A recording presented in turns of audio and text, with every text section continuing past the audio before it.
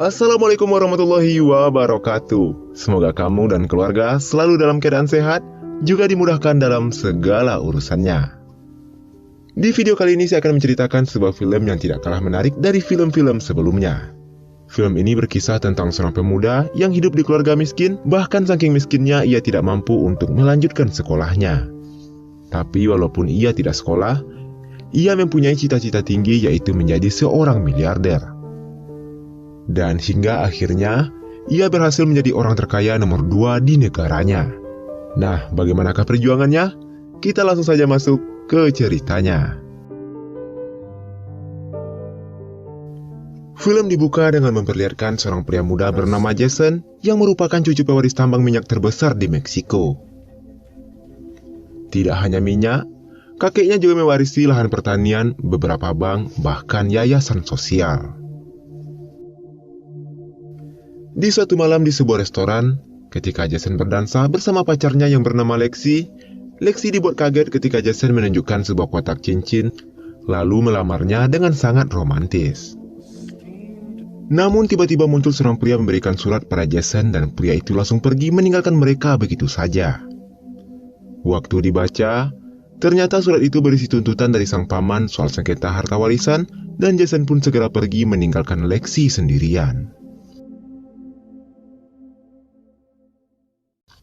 Keesokan harinya, persidangan pertama Jason pun dimulai. Sang paman terus menyudutkan Jason dengan mengatakan kalau pria bau kencur seperti Jason hanya akan membuat perusahaan kakeknya bangkrut. Sang paman merasa bahwa dialah yang harus memimpin perusahaan-perusahaan tersebut. Sementara Jason tidak mau menyerahkan perusahaan itu begitu saja, karena ia tahu kalau sang paman hanya mengincar uang perusahaannya saja. Karena sidang kurang kondusif, hakim memutuskan untuk menunda sidang sampai minggu depan. Keesokan harinya, Lexi pergi menemui Jason di kantornya untuk memberikan sebuah surat. Tapi Jason yang begitu sibuk dengan pekerjaannya dan tidak menghiraukan ucapan Lexi lalu pergi ke ruangan meeting. Malam harinya saat merapikan semua dokumen, Jason teringat dengan surat dari Lexi dan baru membacanya. Di surat tersebut, Lexi mengatakan kalau ia akan pergi ke Haiti untuk menjadi dokter relawan selama 6 bulan. Jason yang tidak tahu akan berbuat apa, dia pergi mendatangi pengacara keluarga mereka yang bernama Hamilton. Tidak hanya seorang pengacara, Hamilton juga bersahabat baik dengan kakek Jason. Jason menanyakan kenapa ia yang dipilih untuk menjadi pewaris perusahaan kakeknya. Kenapa bukan pamannya yang merupakan anak-anak dari kakeknya? Hamilton pun berdiri lalu mengambil sebuah buku yang merupakan jurnal dari sang kakek. Hamilton juga mengatakan hanya 3 orang yang tahu isi jurnal tersebut, yaitu kakeknya, neneknya, dan Hamilton. Meskipun kebingungan, Jason yang penasaran dengan isi jurnal tersebut kemudian mulai membacanya. Di buku itu tertulis kisah hidup kakeknya dari tahun 1941. Nama sang kakek adalah Red yang hidup dalam kemiskinan. Bahkan saking miskinnya ia berhenti sekolah dan harus bekerja demi memenuhi kebutuhan hidup keluarga mereka. Hingga pada suatu hari, ketika mengantar es batu, anak orang kaya menjahili Red sampai es batunya terjatuh. Di pinggir jalan waktu memungut es batu tanpa sengaja, ia melihat sebuah berita di koran tentang miliarder terkaya nomor 2 di dunia. Membaca berita itu membuat dirinya seperti mendapatkan sebuah motivasi. Ia bertekad suatu saat nanti ia akan menjadi seorang miliarder juga. Sesampainya di rumah, Red menyampaikan keinginannya pada sang ayah. Namun bukannya memberi semangat, tapi sang ayah malah berkata bahwa sampai kapanpun Red tidak akan menjadi orang kaya. Ucapan sang ayah membuat hati Red hancur, tapi ia tidak mau menyerah dan ia sangat yakin suatu saat nanti ia akan sukses dan menjadi seorang miliarder. Ia memutuskan untuk pergi merantau dan sebelum berangkat, ia berpamitan dan meminta restu dan doa kepada sang ibu. Keesokan harinya Red pergi ke sebuah stasiun dan berencana akan menjadi penumpang gelap karena ia tidak mampu membeli tiket kereta. Tapi saat akan naik ke atas kereta, ada seorang pria menarik dan menyuruhnya jangan berisik. Pria itu mengatakan sebelum masuk ke atas kereta, mereka harus menunggu sampai para petugas siap memeriksa semua gerbong. Setelah penjaga pergi, barulah mereka berdua berlari mengejar kereta api tersebut.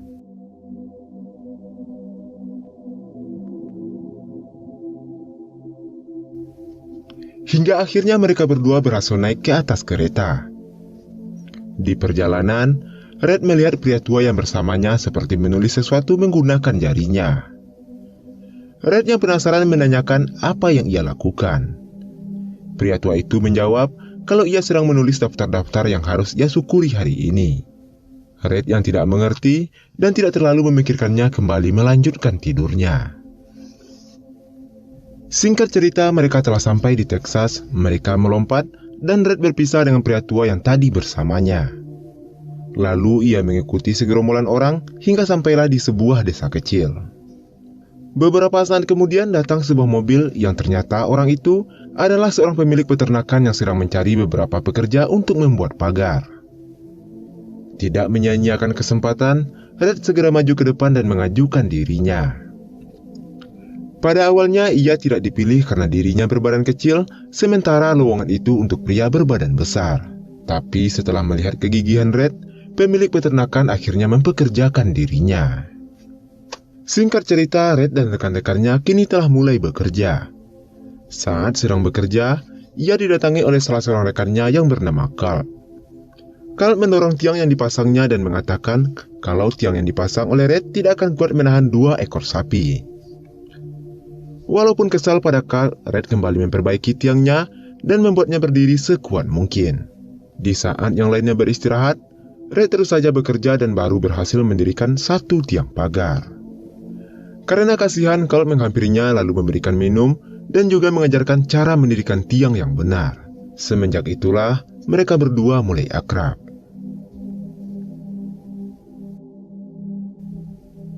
Di malam harinya, saat yang lainnya sibuk bermain judi, Red pergi menjumpai pemilik peternakan dan menanyakan apa rahasia agar kita bisa menjadi orang yang sukses. Sambil tersenyum, pemilik peternakan mengatakan kalau orang sukses biasanya menyelesaikan pekerjaannya dengan sempurna. Mendengar itu, membuat Red tertantang dan ia berjanji besok sebelum matahari terbenam, ia dan rekan-rekannya akan menyelesaikan pembangunan pagar yang sedang mereka kerjakan. Keesokan paginya, Red datang lebih awal dibandingkan pekerja lainnya. Rekan-rekannya merasa aneh dan menanyakan kenapa ia begitu rajin padahal mereka masih mempunyai waktu 2 hari lagi. Red mengatakan kalau mereka bukanlah pekerja harian, melainkan pekerja borongan. Bos membayar mereka setelah pekerjaan mereka siap, maka semakin cepat mereka menyelesaikan pekerjaan, semakin cepat pula mereka mendapatkan bayaran. Mendengar itu, mereka membagi tugas agar pekerjaan mereka semakin cepat selesai, sementara pemilik peternakan tersenyum dengan pemikiran Red yang berbeda dari rekan-rekannya. Sesuai janjinya, ia bersama rekan-rekannya berhasil menyelesaikan pekerjaan sebelum matahari terbenam. Dan pemilik peternakan memberikan bayaran lebih kepada Red atas kerja kerasnya. Keesokan harinya, ia mendatangi tempat pengiriman uang. Di sana, ia mengirimkan gaji pertamanya untuk biaya berobat ibunya. Lalu tidak berselang lama, pandangan Red tertuju pada ikat pinggang seorang pria. Red menanyakan apa rahasia di balik kesuksesannya sehingga ia bisa membeli barang yang mewah. Sambil tersenyum, pria itu mengatakan kalau ia adalah seorang pengusaha tambang minyak. Mendengar itu, Red juga termotivasi dan bercita-cita ingin menjadi seorang pengusaha tambang minyak. Di siang harinya ketika sedang berjalan-jalan, Red tanpa sengaja bertemu dengan seorang gadis cantik yang membuat dirinya tidak bisa mengalihkan perhatiannya. Ia pun mencoba berkenalan dan gadis itu bernama Hana. Melihat kepolosan Red yang salah tingkah ketika berkenalan, Hana menjadi tertarik lalu mengundangnya ke pesta dansa malam nantinya. Pada malam harinya, Red datang dengan pakaian terbaiknya. Tapi saat akan menghampiri Hana, tiba-tiba Carl datang dan menarik tangan Hana lalu mengajaknya berdansa. Karena kasihan, teman Hana mencomblangkan Red dengan gadis pujaan hatinya. Di saat mereka berdansa, Red semakin terpesona dengan kecantikan Hana. Begitupun dengan Hana yang terlihat mulai menyukai Red. Keesokan harinya sepulang sekolah, Hana bingung saat melihat Red sudah menunggunya. Red mengatakan kalau ia hanya ingin bertemu dengan Hana dan mengantarnya pulang. Lalu tiba-tiba salah seorang teman Hana menghina Red karena ia tidak bersekolah. Mendengar hinaan tersebut, Red berkata kalau ia adalah calon miliarder. Melihat kepercayaan diri Red, Hana lalu mengajaknya menemui kepala sekolah. Hana meminta agar Red bisa sekolah di sana dan memberikannya beasiswa. Namun sayangnya kepala sekolah menolak dan malah memberikan pekerjaan sebagai cleaning service di sekolah tersebut. Karena tidak terima direndahkan, Red meminta Hana untuk memberikan soal matematika. 56,679 times 61. 4,457,419. Tanpa pikir panjang, Red bisa menjawab soal itu dengan mudahnya. Dan akhirnya kepala sekolah terkesan, lalu menerima Red dan memberikannya beasiswa. Hari demi hari berlalu, Hana dan Red semakin dekat dan kini mereka pun berpacaran. Red pun memberikan cincin kepada Hana sebagai simbol bahwa suatu saat nanti ia akan menikahi Hana dan menjadikannya wanita paling bahagia di dunia. Di suatu hari saat mereka sedang berkencan di sebuah kafe, di radio terdengar sebuah berita penyerangan pangkalan militer Amerika Serikat oleh Jepang. Red pun terdiam dan berpikir kalau ia harus mengabdi dan ikut membela negaranya. Lalu keesokan harinya Red menjumpai Hana dan mengatakan kalau ia mendaftar sebagai tentara dan akan ikut berperang. Hana yang mendengar itu tidak memberikan izin karena ia takut kehilangan orang yang sangat ia cintai. Red meyakinkan Hana dan berjanji akan pulang dengan selamat dan setelah pulang dari peperangan ia akan menikahi Hana. 2 tahun telah berlalu, kini Red berada di medan perang. Komandan menyuruh salah satu tentara untuk mengantarkan surat ke garis terdepan. Tapi karena tentara tersebut ketakutan, Red bersedia menggantikan tugasnya. Di perjalanan ia bertemu dengan Carl yang ternyata Carl juga bergabung menjadi tentara. Obrolan mereka tidak berlangsung lama karena Red harus melanjutkan misinya.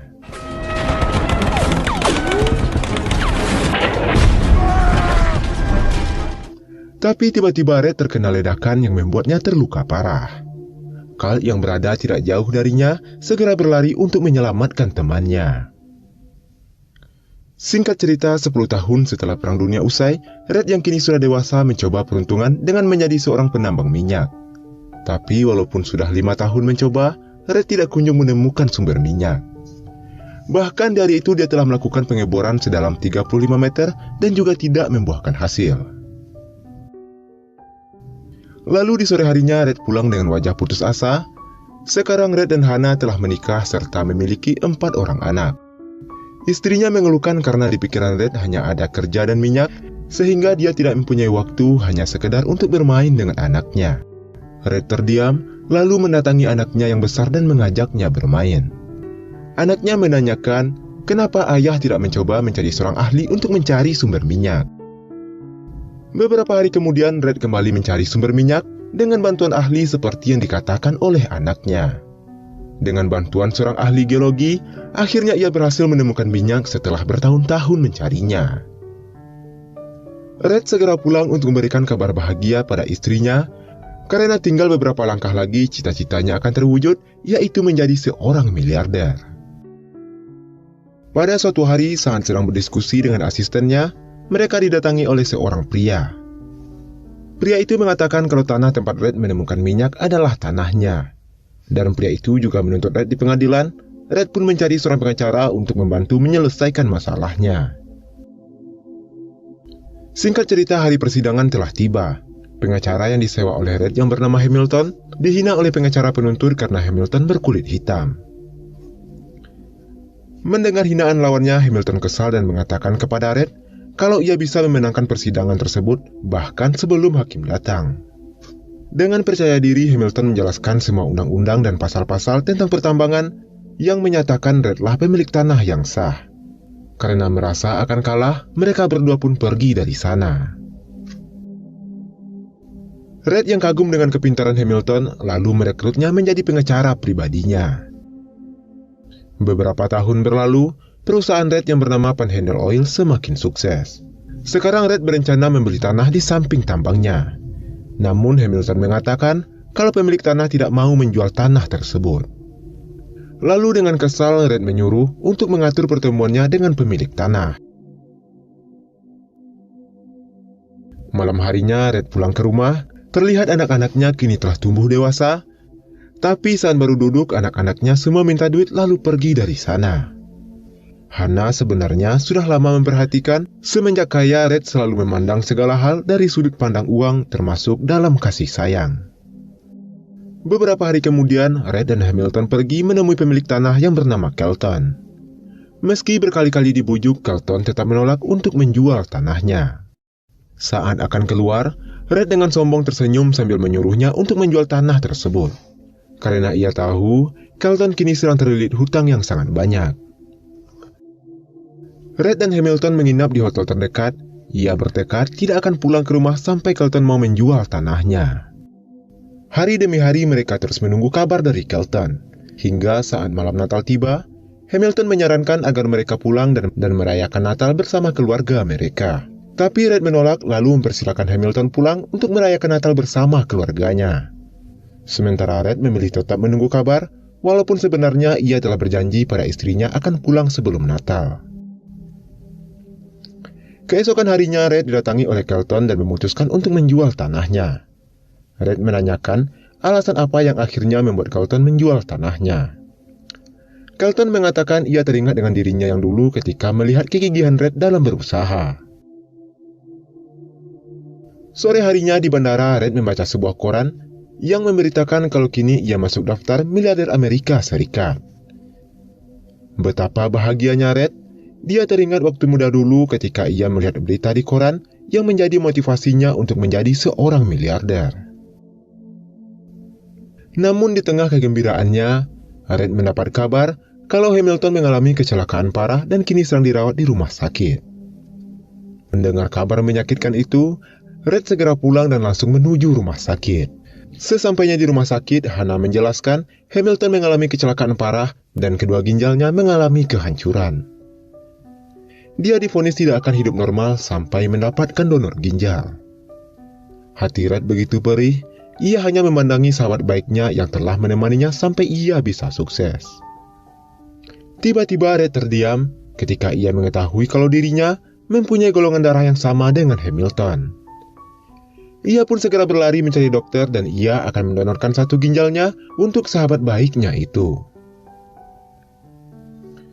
Kejadian itu telah merubah cara pandang Red tentang arti sebuah kehidupan. Kini, tidak ada lagi kebanggaan menjadi miliarder di dalam dirinya.